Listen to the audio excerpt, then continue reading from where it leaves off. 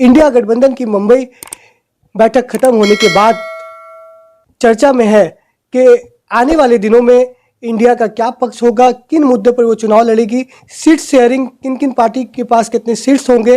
इस सिलसिले में हमारे साथ बातचीत करने के लिए तृणमूल कांग्रेस के समर्थक तौसीफ अहमद खान, जो कलकत्ता हाईकोर्ट के लॉयर भी है, कि तौसीफ भाई, जिस तरह से इंडिया की तरफ से बार बार हमला किया जा रहा है, आज भी कहा गया है कि इनके यहाँ सिर्फ बैठक ही हो रही है। बैठक तो होना ही चाहिए, ये तो अच्छा साइन है। पहले पटना में हुआ, फिर बेंगलोर में हुआ और अब बॉम्बे में हुआ, और फिर इसके बाद किसी दूसरे रीजन में बैठक होगा, क्योंकि चर्चा करके एक आपसी सहमति बना करके ही रजामंदी के साथ, कंसेंसस के साथ डेमोक्रेटिक तरीका है किसी भी चीज़ का फैसला लेने का। अगर कोई अकेले रूम में बैठकर एक लोगों के साथ मिल करके फैसला कर दे और बाकी सारे लोगों को अपना फैसला सुना दे बिना ये जाने कि अगले का क्या राय है, तो वो तो एक डेमोक्रेटिक तरीका नहीं हुआ, सक्सेसफुल तरीका भी नहीं हुआ। उसमें बहुत सारे इश्यूज़ हैं जो एड्रेस नहीं हो पाते। तो ये बैठ करके चिंतन करके उस पर राज़ी सहमति के साथ किसी फैसले में पहुंचना, ये तो सही अटेम्प्ट है। ये 3 बैठक हो चुकी है। पहली जो मीटिंग हुई थी 15 पार्टीज थे पटना में, उसके बाद बेंगलोर में 26 पार्टी और मुंबई में भी 1-2 दल के आने की बात सामने आई है। लेकिन चेहरा कौन होगा प्रधानमंत्री का, क्योंकि बार बार आपके जो विरोधी है एनडीए, उनकी तरफ से कहा जा रहा है इनके पास तो चेहरे है ही नहीं। रादर इंडिया अलायंस के पास में एक से ज़्यादा चेहरा है। अगर कांग्रेस को आप कंसिडर करें तो राहुल गांधी है, तृणमूल में आप देखेंगे ममता बनर्जी है, आप एनसीपी में देखेंगे शरद पवार है, शिवसेना में देखिए तो ठाकरे है, साउथ में आप चले जाइए स्टालिन है, और हर रीजनल नेता का अपना अपना पहचान है। सब चीफ मिनिस्टर है, सब मास लीडर है बहुत सारे। इसमें प्रधानमंत्री तो कोई एक होगा ना? जी हाँ, प्रधानमंत्री एक ही होगा। और जिसे देखिए, प्रधानमंत्री का जो कॉन्सेप्ट है पिछले कई साल में मीडिया डिबेट के द्वारा, मेन स्ट्रीम मीडिया डिबेट के द्वारा इस तरीके से प्रेजेंट किया गया है जैसे कि ये अमेरिका का इलेक्शन हो रहा हो। अमेरिकन इलेक्शन में जो कि प्रेसिडेंशियल फॉर्म ऑफ गवर्नमेंट होता है, उसमें ये रिक्वायरमेंट होता है कि कौन है प्रेसिडेंशियल कैंडिडेट पहले से डिक्लेयर करो। एक तरफ ट्रंप है तो दूसरी तरफ में कोई दूसरा कैंडिडेट होता है, और लोग उस चेहरे को देख करके वोट देते हैं। लेकिन इंडिया में जो मल्टी पार्टी सिस्टम है, पार्लियामेंट्री फॉर्म ऑफ गवर्नमेंट है, इसमें कोई रिक्वायरमेंट नहीं है कि किसी को अपना कैंडिडेट डिक्लेयर कर देना होगा, किसी पक्ष को प्राइम मिनिस्टरियल कैंडिडेट। और यही वजह है कि यहाँ गठबंधन की राजनीति चलती है। यहाँ पे 2 पार्टी सिस्टम नहीं है। अमेरिका में 2 पार्टी सिस्टम है, इंडिया में बहुत सारे पार्टी है। तो कौन होगा, वो काउंसिल ऑफ मिनिस्टर्स होते हैं, जो कैबिनेट मिनिस्टर जिसे हम कहते हैं। तो उसमें कई सारे चेहरे रहते हैं, बड़े बड़े चेहरे रहेंगे, बड़े बड़े नेता, एक्सपीरियंस नेता रहेंगे, उन्हीं में से कोई एक प्राइम मिनिस्टर हो जाएगा। और ये तो अपोजिशन के हर एक नेता ने बोला है, चाहे ममता बनर्जी हो, चाहे शरद पवार हो, चाहे साउथ में किसी नेता को आप ले लीजिए। आप नीतीश कुमार का बारे में उनका स्टेटमेंट है कि भाई हमें सीट किसको मिलेगा। राहुल गांधी का भी कहना है, कांग्रेस का भी कहना है कि सीट किसको मिलेगा, प्राइम मिनिस्टर कौन बनेगा, ये चिंता नहीं है। चिंता है कि हमारा कॉमन ऑब्जेक्टिव क्या है। इतने सारे पार्टी जो इंडिया गठबंधन में हैं, इनका मकसद क्या है? इनका मकसद है कि जिस काले दौर से बीजेपी की राज में, नरेंद्र मोदी के राज में जिस काले दौर से आज हमारा देश गुजर रहा है, उसको उस काले दौर से निकाला जाए, बीजेपी को पावर से 2024 में हटाया जाए। अब इसके बाद में जब फैसला आ जाएगा, फिर कोई एक प्रधानमंत्री बन जाएगा। सवाल ये भी उठ रहा है कि बंगाल में तृणमूल कांग्रेस और सीपीआईएम तीनों अलग अलग अपने तरीके से चुनाव लड़ेगी। उसी तरह से महाराष्ट्र में एनसीपी, शिवसेना वो अलग चुनाव लड़ती है। तो कहीं ना कहीं विरोधी को तो इससे फायदा पहुंचेगा। नहीं, ये हमारे जनता के लिए, देश की जनता में जागरूकता आने की ज़रूरत है कि जब असेंबली इलेक्शंस होता है तो वो लोकल मुद्दे पे लड़ा जाता है। स्टेट में हमारा लोकल मुद्दा क्या है, स्टेट गवर्नमेंट के जो इख्तियार में है वो अपने काम को कैसे कर रही है, क्या हमें दूसरे जो स्टेट में जो अपोजिशन है क्या हमें उसे लाना चाहिए। लेकिन जब हम सेंटर की बात करते हैं तो सेंटर के कॉन्स्टिट्यूशन में सेंटर का लिस्ट जो है वो अलग है और स्टेट का लिस्ट अलग है। दोनों का काम बटा हुआ है और कुछ कॉन्करेंट लिस्ट है। तो जब देश की जनता चुनाव कर रही हो लोकसभा में, पार्लियामेंटेरियन का, एमपी का इलेक्शन में, तो उन्हें राष्ट्रीय मुद्दों को नज़र रखते हुए वोट देना चाहिए। और जब स्टेट में इलेक्शन हो तो स्टेट में आपका जो पसंदीदा है आप उसको वोट दीजिए। इसलिए ये कहना कि स्टेट में ये अपोजिट व्यूज रखने वाली पार्टी है। अगर आप देखें बंगाल की अगर बात करें कि भाई कांग्रेस और सीपीएम और तृणमूली तो अलग अलग आइडियोलॉजी, अलग अलग अपोजिट, तीनों एक दूसरे के राइवल हैं, तो ये कैसे अलायंस में आ सकते हैं? बिल्कुल अलायंस में आ सकते हैं, और अलायंस में है, सारे अटेंड कर रहे हैं, कांग्रेस भी है, तृणमूल भी है और सीपीएम भी है इंडिया अलायंस में। लेकिन बंगाल में लेफ्ट के खिलाफ ममता हमेशा विरोध करती रही है और ये इसी विरोध की बुनियाद पर वो सत्ता हासिल की, तो ऐसे में कि वो क्या लेफ्ट के साथ जाएंगे बंगाल के चुनाव में? देखिए, लेफ्ट के साथ जाना, लेफ्ट कोई अछूत है नहीं, कोई पार्टी पॉलिटिक्स में अछूत नहीं होता है।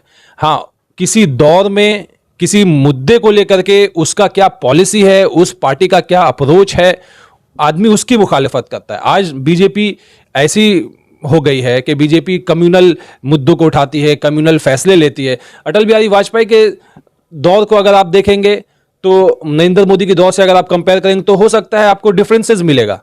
तो ये दौर दौर का बात है, वक्त वक्त का बात है।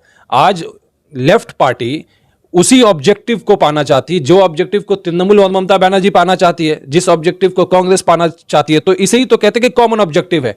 इन सारे पार्टियों का एक ही लक्ष्य है और उस लक्ष्य को पाने के लिए इन्हें साथ में आना पड़ेगा। तो necessity of mother is mother of all invention. ऐसा नहीं कि इनमें प्यार हो गया है, सुलह हो गया, भाई इन्हें जो चीज हासिल करना है उसके लिए इन्हें साथ में इलेक्शन लड़ना होगा, ये लोग साथ में आ रहे हैं।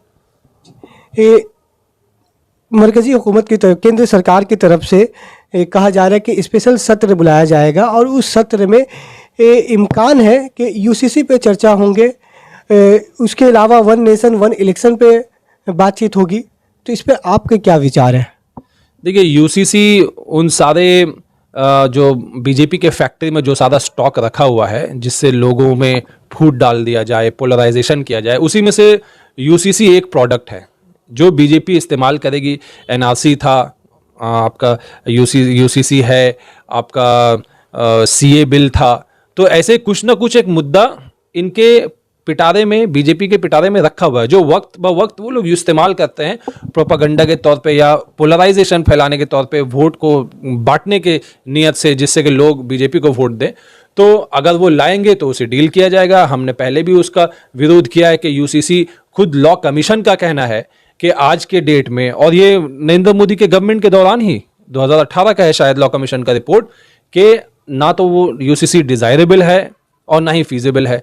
तो ये बार बार इस मुद्दे को उठाना, ये सिर्फ राजनीतिक पर्पस के लिए उठाते हैं। और दूसरा बात है आपका कि वन नेशन और वन इलेक्शन।